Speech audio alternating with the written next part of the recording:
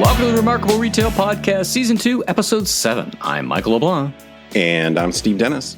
Steve, I'm wondering if you've done any home improvements or maybe added something to the home. If so, you wouldn't be alone. The category's booming here in North America. We saw some numbers and talked about it from Home Depot and Lowe's. Clearly, there's a big tailwind. So what's going on around your house? Well, I haven't done all that much that would get me to Home Depot and Lowe's, though I am working on a couple things. But I did buy some furniture and a few other things around the home. So I'm doing my part to get the American economy back on track. But yeah, it's a crazy hot category, pretty much. I think everywhere in the world, as we'll talk about in a second. Well, as you said on this episode, we're going global across the world to Australia and New Zealand to meet a remarkable retail, Michael Schneider, Managing Director at Bunnings. Yeah, I had the opportunity to visit Bunnings store, I guess it was about 3 years ago when I was in Sydney. And it's a pretty interesting story. I think a lot of people, certainly Americans in the audience, will be familiar with the format generally. But as we get into, there's some really interesting differences as well. So I'm excited to bring this story to a broader audience. Well, and what I found remarkable, and I had the opportunity to meet Michael and his team. I had the pleasure of touring them around to Toronto retail back in the before time when we could use our passports for more than just ID at the drugstore or whatever. And, it's a remarkable brand because not only does he rank as a top brand in home improvement, like in the category, he ranks as one of the most, if not the most respected brand of all brands. Like of every brand in Australia. So it's a really interesting story. I can't wait to learn more. All right. Well, let's bring him on. Michael, welcome to the Remarkable Retail Podcast. How are you doing this afternoon? I'm really well, Michael. How are you? Well, I guess I should have said this morning because in your time where you are, it's the morning, it's the afternoon here, time zone, a go-go kind of thing. I'm fabulous. Thank you. And listen, so thanks so much for joining me. We've talked before, both in person and on the Voice of Retail podcast, but it's such a treat to have you join Steve and I on the Remarkable Retail Podcast. No, fantastic. And thanks for the opportunity. So let's just jump right in. Tell us about yourself. Tell us about your background and your role at Bunnings.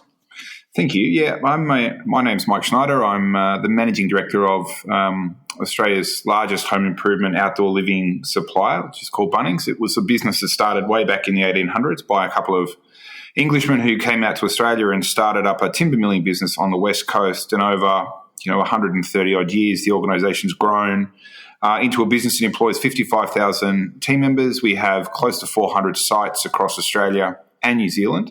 And we recently reported our half-year earnings results. So to sort of give you a bit of a sense of our size and scale, we had revenue of just over 9 billion Australian dollars, and we had an EBIT before tax of 1.27 billion Australian dollars and a return on capital of 76.6%, which is a very strong position for us to be in a very strong period of trading, which I think, has been reflected all around the world in the home improvement outdoor living sector of retail. COVID's thrown up lots of different challenges for different parts of retail, service and hospitality, but the sector in which we operate, the performance has been strong, and unsurprisingly with people confined to home for long periods of time with lockdown or nervous to travel or in the case of Australians, unable to leave the country. We have a government that's imposed an international travel border restriction on Australians leaving the country, and it's pretty hard now to get back in as well, but it's certainly serving us well in keeping COVID numbers low.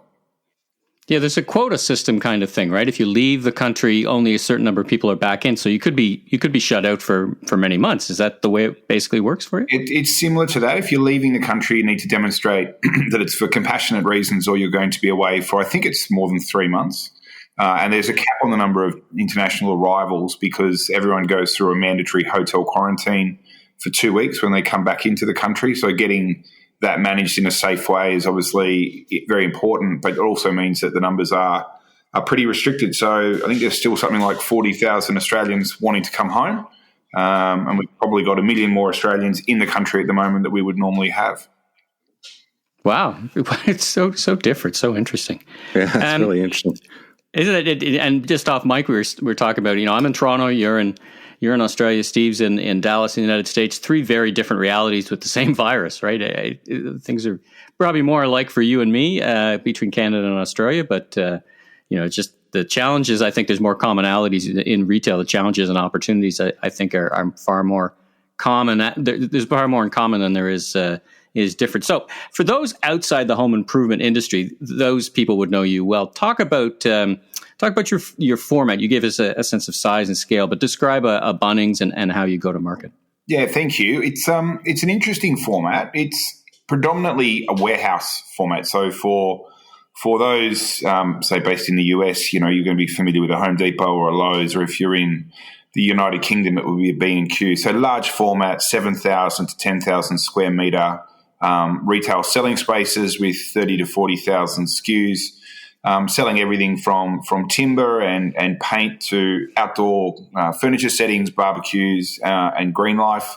And we service both the retail market, so the DIY market, so B2C, but we also have a significant B2B business. 35% of our revenue is products that we sell to the trade or pro market, and that's predominantly in building materials and plumbing and categories like that. But yeah, so pretty much large format. We do have a number of smaller stores across Australia and New Zealand where the market either is prohibitive from a cost or a sales point of view to open a large format store, or from a real estate point of view, that's pretty much all that's available. The challenge in a market like Australia or New Zealand is that most of the populations are congregated around a number of large cities, and often those smaller rural settings aren't as straightforward to sort of open and operate a Bunnings in. So, Mike, I understand that in addition to Bunnings being a top-ranked retail brand, it's also one of the top-ranked brands in all of Australia. And I had an opportunity, as we talked about off mic, I had an opportunity to visit one of your stores a few years ago when I was in Sydney, and it looks great. But give us kind of what's the secret sauce? What's that thing that allows you to really go above and beyond customer expectations? I think it's a great question, Steve. It's a combination of a number of things. I think predominantly our people. So we're very fortunate that we have a very high permanent base in our team. So about 85% of our team are permanent team members, and only 15% or thereabout are casual team members. I think our team, really do embody the culture of the organisation. It's a very warm and inclusive culture. It's very focused not only on the sales side or the retail environment in store, but obviously online as well. But more importantly, the work that we do in our local communities. So, we have a real mindset that, our team members live in their local communities. They send their kids to school in their local communities. They raise their families and do a lot of things in those communities. And that really sort of draws the community into the Bunnings ecosystem and Bunnings into that community ecosystem. We do lots of work with schools. We do work with aged care facilities. We do work with volunteer organisations, and through a range of different things that we do, particularly the community barbecues that are cooking every weekend. And for some of our stores during the week, we help raise close to 40 million Australian dollars for community groups all around Australia and New Zealand. And I think it's that sense of connection to the community that really does differentiate us. We endeavour as best we possibly can to do everything to build trust, whether it's with our customers or our suppliers or government or regulators, and really believe in that balance of strategies doing the right things, but cultures doing them the right way. And we place so much emphasis on the cultural side of our business that I think that really does come through in the way that customers sort of feel when they engage with the brand, and I think react when they're asked the question, of which brands do they trust, and I think that gives us an enormous social license to operate within our community and to grow our business, but to continue to grow jobs and engage the community in the right ways. Are there things that you have done in recent years to build on that or to respond to more competition, or are these things that have been part of the culture for a long time? There's certainly been a part of the culture, at least since the start of the warehouse format, which was back in the mid-1990s, but it is something that we're very disciplined around focusing on, and we do that internally rather than externally. And what I mean by that is that we invest in resources to undertake activities in store or connect and engage with the community, and we seek to involve ourselves with organisations where we find there's a strong connection from a support point of view, whether that is those local schools or whether it's in the mental health space, because we know, particularly in the last 12, 18 months, just how much pressure there's been in the community. So doing a lot of things in that space to help. So it's a form of constant renewal. I think, it would be very easy to take for granted that once you've established this trust and connection that it's going to be there. But there's a very active management of that, but it's done in a very in a very low-key way, if you like. One of the things that you won't find Bunnings doing is taking out TV ads to promote what it does. We prefer to let the money go into the actions, and the actions ultimately speak louder than the words. One of the defining elements of global retail has been a couple things. One is this acceleration of e-commerce. So I wanted to touch base with you on that to see if that's been the case for your market. And then the second characteristic I found is retailers have just galvanized themselves and stood up projects in such a rapid fashion. You and I, we had the opportunity to meet when we were touring around Toronto retail, and we were looking at some click and collect and some curbside, and we were discussing the unit economics and the practicality of that. That seems to have kind of moved forward as curbside has taken a big role. Is that the case where you are, or have your thoughts evolved on things like curbside and the integration really of e-commerce and your retail platform? Yeah, there's absolutely no doubt, Michael, that e-commerce is played a critical role for businesses, and the acceleration of that's been huge. When we met in Toronto, I think it was at a time when we were still very much in the infancy of our online model. We had a very limited range of products online. By April last year, we had all of Australia and New Zealand stood up for click and collect, and wow. Click and delivery and curbside. And the curbside model that we have, drive and collect, allows customers to sort of drive into the car park and have products loaded straight into their car in a very safe and very COVID safe manner. Alongside that, we brought forward the transactional capability of our website to New Zealand by 6 or 7 months to be ready to trade when the New Zealand government lifted their very strict stage 4 restrictions in April last year. So we really wanted to make sure that customers could continue to shop with us. We recognise that confined to home for 20 to 23 hours a day, you were looking for things to stay physically active, but just as importantly, mentally active and try and get off the couch and do some projects. So, that work was significant. And alongside that was, enabling technology to help the team members in our stores be more efficient at picking and packing those orders. We developed technology to track and monitor the number of customers in stores where customers could come into store to manage density limits and develop things like the Product Finder app, which actually allows you to see where those products that you're looking for are in a store, so that when you're in the store, you can get in and out as quickly as you possibly can to sort of keep yourself safe and also, observe whatever requirements were in place to be at home. So I think not only the e-commerce side, but all of the enabling technology around that has been important, and it certainly helped stay very focused on the important work we're doing at the moment around replatforming our website, which will go live progressively across 2021, which gives customers an improved functionality to our website and really positions it as a mobile-first platform, so that that shopping from your mobile device can be even easier. I've characterized curbside, or at least the philosophy or the thinking from executives about curbside, in two ways. One, it's a really expensive way to do retail because you've got to bring the products out, you've got to muster them about, and you've got to bring them out to the curb. The other philosophy is it's a very efficient and competitive advantaged way to do e-commerce fulfillment. Where do you sit on that kind of spectrum of thinking around curbside? Look, I think it's a very fair observation around cost. I think when we've been offering it, so for example, Melbourne, similar to Toronto, had a very, very long lockdown.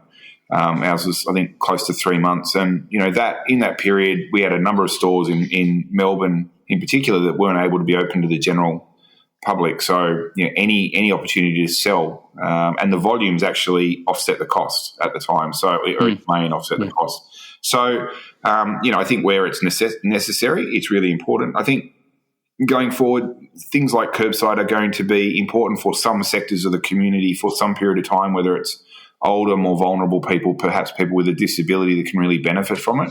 Our online penetration broke through 3% of revenue in the first half of the FY21 financial year. It's gone back to below 2% of revenue now, which reflects where Australia and home improvement in Australia are on the journey around online penetration, and we'll anticipate that grows through 5%, through 10% in time. And I think once we're through about 5% of revenue, we'll really have to have a good hard look at the fulfillment models we have, because I think that becomes the tipping point in terms of the impact to earnings, purely based on the volumes. But for us at the moment, it's still quite a low percentage of our sales, so very manageable, both fulfillment from store. And what's interesting is once the doors open and customers can come back in, they prefer to, at this stage, participate in the in-store environment, shop themselves. And if they are looking to pick up an online order, they're sort of reverting to click and collect rather than the curbside model. But curbside's just been really good for the time that was needed, I think. So what do you take away from, and I don't know, obviously different countries, different cities have had pretty widely different experiences, I guess, with degrees of lockdown and coming out of it and so forth. And Michael and I have talked about this a bunch of times in terms of whether people will be, excited to get back into stores just because they haven't been there. The obvious advantages in some cases of being able to see the product, touch it, talk to a sales associate, all those things that explain why home improvement doesn't have a particularly high penetration in e-commerce anywhere in the world, probably. But I'm curious, which of these behaviors do you think and technologies, I guess, persist versus ones that may not go back exactly to where we were before, but might kind of revert back to the mean? Yeah, I'd categorize where we're at the moment as an interim normal. I think, I've read a lot about we're in a new normal state, but I think we're in an interim normal because people are sort of finding their way. It's certainly for businesses and leaders and leadership itself. The pandemic has been interesting because, all of us have had to chart quite a unique course. There hasn't really been a playbook for dealing with a pandemic. That being said, I think most good organisations now have developed protocols and processes to manage, and certainly for us in Australia, we've had a series of snap, very short 5 to 7 day lockdowns when there's been a case sort of jump out of hotel quarantine, or it's been a new variant of the COVID-19 virus. Our ability to respond to those has improved every time because you've got practice and you've got established process. I think what we're seeing, and Australia is in a unique position, I speak to some of my colleagues globally on this when we catch up, is we're in a unique position that our case numbers are very low now, and to a large extent, an active suppression policy or pretty close to eradication policy as it sort of feels means that we can go about our lives in a pretty normal sort of way. And what we're seeing is consumers are happy to go back, but there's a clear expectation that businesses are doing everything they can to keep them safe, whether it's density limits in store, physical distancing measures for our team. In some jurisdictions, it's still wearing face masks when they're at work and customers wearing face masks when they're in store. I think 12, 18 months from now, when there's good penetration of the vaccine and hopefully international travel is back, I think people will revert to a version of what they know, but will be much more alert to any changing circumstance where they may need to start to practice physical distancing more quickly or go back to some of the hygiene things that have been required. And I think it's not going to be until that point where people can start to really move freely between not only parts of their own country but across countries, that I think there'll be a sense that we're in a new space. And I do think for a period of time at least, people are going to want to stick closer to home because that's where we've been educated we're the safest, and where the entities are most known. Who's in your house, what's in your house. Getting out, as you say, Steve, to stores where you can do things that make you feel like you're doing normal things will be important. But as I say, with that caveat that there are really good safety measures in place as well. So, I often say it's very hard to predict. Consumers say what they think they're going to do in the future, but it's often hard to really know how that's going to play out in reality. The last question I would have is, how has this or has it changed your attitude towards innovation? It sounds like it's fundamentally changed your attitude towards being more agile in your approach. But one of the things that we've seen is quite a lot of innovation or things coming out of maybe pilot mode into launch. How much of that do you think will fundamentally change your approach to innovation, or is that more specific to this crisis? I think it's proven just how important innovation is. The ability to act nimbly, even for very big organisations like ours, to implement things very quickly. was proof absolute, if you like, that you can move really, really fast. You've got to manage burnout and fatigue because you can only move at a pace, for a period of time before you need to either get some new team in to help or give people a bit of a break. But that investment in innovation is going to be important because so many new things are starting to emerge off the back of, COVID, whether it's in technology or shopping behavior or, communication and automation within your own business. We have a national office, a national support office in Melbourne. We had jobs in there. We truly believe were going to be very difficult to do from home, and within 2 or 3 days, we were happily engaging with a team that was working from home. The art of anything being possible, I think, has really come to the fore in COVID, and I think it's incumbent now on businesses to embrace that and really make sure that we keep that spirit alive. We have an innovation lab in our business, and we have a number of team who work in there, and they not only develop things themselves that they think are going to help the business grow and evolve, but equally are always scouring the globe for technology or operating models that we think will add value to the Bunnings organisation. Well, it's a great segue to the kind of last conversation, which is what's next. You talked about replatforming in 2021, not as if that's not enough next. Those things are beasts, no matter how they're done. But as you look at the landscape, so to speak, you've had a good run in as much as people have put a lot of time and effort and money into their homes. And so what's next for Bunnings? Look, I think it's that constant quest for growth and profitable long-term growth. We run the business for the long term, and our focus is on making sure the investments we make it a safer and better place for our team to come to work first and foremostly. And I think there's a lot of work we can continue to do in that space. We constantly think about how we can improve efficiencies in our operating model so we can invest more into the value proposition for customer and the service proposition for the customer as well. And both of those are incredibly important, and they bring you back to that point around trust that we talked about a little bit earlier. On the pro side of our business, we see a lot of opportunity for growth as we continue to develop really strong, credible offers and engage trades and small businesses in a really sophisticated way, both through relationship management, but also through the use of the CRM platform to understand the business models of the customers we're serving and help them grow their businesses. And over time, continuing to invest in technology, particularly in the data and analytics space. We generate so much first-party data, and we have access to really interesting second and third-party customer data, and making sure we do things in a really ethical way. Again, it's about building trust and then using that data to improve your shopping experience through understanding the part of the customer life cycle that you're in. Are you a first home buyer? Are you a third home buyer? Are you downsizing because the kids have left home? Trying to understand those characteristics about our customers and make sure that what we're supporting them with in terms of information or product suggestions are really relevant, to where they're at. So I think, to pinch a basketball phrase, for us, it's very much a full court press around, making sure we are growing the business. But as I said at the start, with that focus on long-term sustainable growth. Well, I'd grab another basketball phrase, a bit of a jump ball moment with consumers after this, circuit breaker of behavior that we've all had for 18, 24 months. So, listen, it was a great discussion. Thanks so much. The last time we spoke, we both shared that we were hoping to use our passports for other than personal identification to buy a bottle of wine. But that time isn't here yet, but hopefully for 2022. So listen, thanks again for joining us on the podcast. No, thanks, Michael. Thanks, Steve. It was great to catch up.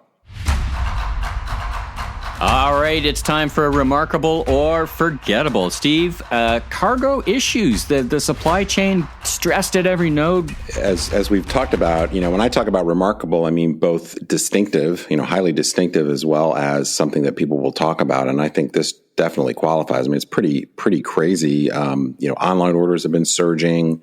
A lot of challenges unloading ships because of COVID restrictions, labor shortages. Certain categories are just on fire, and so this is something that's really starting to have major ripple effects throughout all of retail. And I'm not a supply chain guy per se, but it seems to me like this is going to be with us for quite some time. Yeah, well, in fact, let's connect that to the next issue, priming the pump, so to speak. U.S. stimulus checks going back out to consumers. What's going on? Well, yeah. Well, so the Biden administration passed this big stimulus plans. Well, I think 1.9 trillion in total. Not all of that is going to consumer spending and loans, but a lot is. So it's really a landmark passage, and it's going to put a lot of money into consumers' hands. Going to help out some retailers. So I think hopefully we're seeing just a general sign of recovery coming later on in the year. But, for some people, this is going to go to pay rent and put food on the table. But, for other people, it's going to be some extra money in their pockets to go out and, maybe buy that sofa or refrigerator or whatever. We certainly saw the impact of the $600 stimulus checks in January in U.S. retail. So it does seem to be stimulus response. Even if it's putting food on the table, it is still resulting in sales in the retail category. Yeah, absolutely. And I think it'll be interesting, as more people start migrating more back to stores, how that changes the distribution of spending. But I think certainly this is going to put a lot of a wind beneath the sails, or whatever cliche you want to use. Well, speaking of back to stores, here where I am in Toronto, we just came out of North America's longest lockdown. Michael mentioned something in his report about how long it was in Australia. And I've been thinking about this distortion of understanding the penetration of e-commerce. As we come out of like almost 100 plus days of stores being locked up, there'll be a sudden rush to stores. So how are we going to understand where the waterline for e-commerce is going to settle? So I've been thinking about that lately. I think it's going to be complicated. We've talked a bunch of times about just kind of the reallocation of spending based upon certain needs, by category. But certainly when you think about how people are fulfilling their orders, you definitely got, cities like London, Toronto, New York, not so much anymore. But, you had several cities that were on, very massive lockdowns for extended period of time. Then you've got places like Dallas, where I am, which we locked down very briefly. And I think people have for better or worse, have a more relaxed attitude about going to stores. So I think it is going to be really hard to parse that out as earnings come out and things go back to normal, because it's just going to be a big distribution across categories and across geographies. So staying on the store trend, Burlington and Dollar Tree, aggressive store openings. That's kind of counterintuitive to the retail apocalypse narrative. What's going on? Yeah, it turns out there are a bunch of these retailers that didn't get that memo. Actually, I saw a thing that Coresight published this week that said more store openings were announced in the past week or month than store closings. And, I think some of this speaks to, certainly in the case of Burlington and Dollar Tree, the overall strength in the value segment. They also alluded to the fact, which I think will be another interesting dynamic that could be quite remarkable, about how as other players go out of business, it creates gaps in the market for the stronger players to come in. So again, it's this idea I think we talked about last week about the consolidation of market share around the strongest players. But yeah, they're going to open, I think Burlington said 100 stores. They now think they can get to 2,000 stores. They used to talk about getting to 1,000. And Dollar Tree and Family Dollar are going to open like 600 stores. So that's pretty significant, and probably taking advantages of some good rents as well. Well, it feels like in another category, some folks didn't get the obituary notice. Zombie stores coming back. Talk about that. Well, this is the latest in a string. So Lord & Taylor, who folks might remember, basically went out of business last year, they are now planning to come back as an e-commerce only retailer. So they joined Pier 1 and a bunch of other stores that are brands that look to be following this strategy. So, it's certainly an asset light way of doing things. They've got, a certain amount of name recognition, which helps them in getting back customers, and presumably they're going to leverage some of their databases. So it's an interesting strategy. I do wonder to what degree these brands can be successful at any real scale, given all the competition and lacking the physical assets. But we'll see. It's certainly a hot trend. So you're leaning more to Forgettable than Remarkable on that one, for sure, by the sounds of it. Yeah, let's talk about another Remarkable thing. We'll see which way Remarkable, good or bad. Ulta announced results and have had a CEO change in senior management. That took me by surprise. Yeah, I think a lot of people were surprised. Mary Dillon's been the CEO there for, I think, 7 or 8 years and has done a remarkable job. I mean, Ulta's, I think they've like tripled their market cap, doubled their number of stores during her tenure and posted some really good results. So I think Ulta is definitely a remarkable brand. I mentioned them several times in my book and my speeches. But yeah, their earnings were a bit disappointing, I guess. And then, yeah, they're making a change. Dave Kimball, who's been there for a number of years, is being promoted. So I don't know that the management change or the earnings were particularly remarkable. I think they were, within the range, and certainly her replacement. Well, she's, I guess, going up to executive chairman or something. But having somebody who's been on the team for a while, I think doesn't necessarily suggest any real concerns. And doesn't really suggest any radical change of direction either, considering I wouldn't pedigree, assume. Right? Yeah. Let's talk about Poshmark. They bring home the numbers, but their outlook disappoints, which I found an interesting dichotomy. Yeah, we talked about Poshmark, I guess, a couple weeks ago, but this is their first public earnings announcement, and the revenue was up, I think, high 20s, which was nice considering generally apparel has been pretty challenged, as I'm sure everybody knows by now. But yeah, they really kind of tapped the brakes on their outlook. And, I don't know if that's because they assume that maybe more spending is going to start to revert back to physical stores where they don't have a presence. Because, yeah, you would think that apparel would have a little bit stronger outlook as we move ahead. So that was a little bit mystifying to me. So remarkable, I guess, in terms of we're going to have to keep paying attention to this because I don't know what exactly that suggests for the future. Is a bit surprising. Well, speaking of pivot, let's pivot all the way over to South Korea, which is such a mecca of design. I was interested in reading this hot Korean IPO, Coupang. What do you know about that? Well, I guess they're by far the first of all, like their market value was like some crazy, like 110 billion or so. I can't even remember. Like it was an astonishing number. Is that US dollars, Steve? In US dollars, yeah. I mean, and it's I think people are assuming this could be the biggest IPO of the year.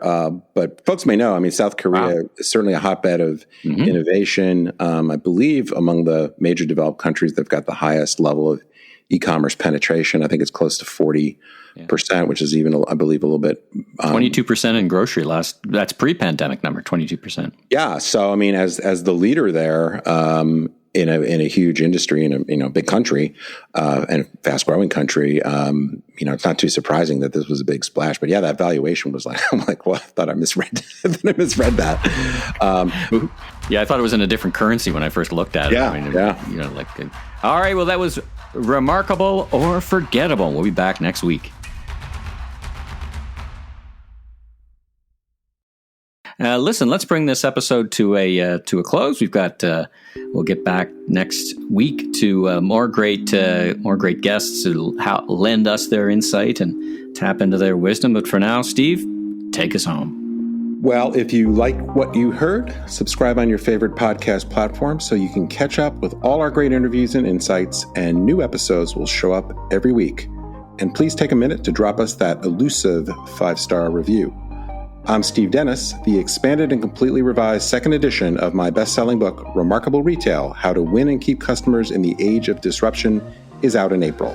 Pre-order your copy right now at Amazon, Indigo, bookshop.org, or just about anywhere else books are sold. And I'm Michael LeBlanc, producer and host of the Voice of Retail podcast, and you can learn more about me on www.meleblanc.co. Have a safe week, everyone, and Steve, talk to you again soon.